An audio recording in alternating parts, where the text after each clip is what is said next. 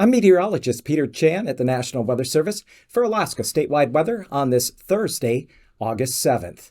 Well, on the weather map this Thursday afternoon, we have an occluded front working its way northward up along the western and northern Gulf Coast. This system brought some moderate to locally heavy rain to parts of the Alaska Peninsula, Kodiak Island, Perryville, Chignik, and Kodiak City has reported around or just over a couple inches of rain from this system. And that rain has continued to work its way north and eastward, pushing up along the northern Gulf Coast into the Panhandle as we go through later this Thursday and tonight into Friday morning. But the front will be weakening. It did have some gale force winds associated with it, but the front is expected to gradually weaken overnight and into the day on Friday. Meanwhile, there's a stationary front up in the northern portion of the mainland.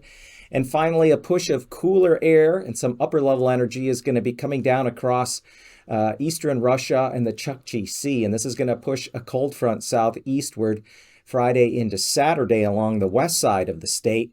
In the meantime, low pressure, another low with tropical origins, tropical system origins, is going to lift northeastward out of the North Pacific into the Gulf on Saturday and Sunday. And this system does have an atmospheric river component that will likely bring moderate to locally heavy rainfall across the Panhandle and northeastern Gulf Coast Saturday into Sunday, with the heaviest rain coming to the Panhandle Saturday night.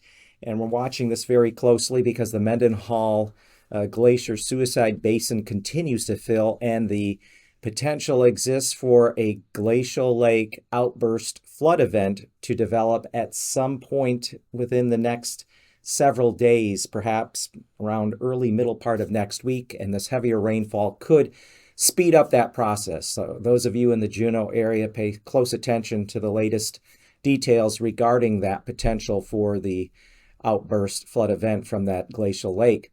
And then of other note, for those of you who are sky watchers, even though we're going to see more in the way of some cloud cover around, the full moon occurs this Friday night just before midnight, and then early next week, Venus and Jupiter will have their closest approach, called a conjunction, and they'll only be 1 degree apart in the early morning sky on Tuesday morning. Otherwise, cooler and occasionally wet fall pattern is beginning to emerge across the state. For Alaska Statewide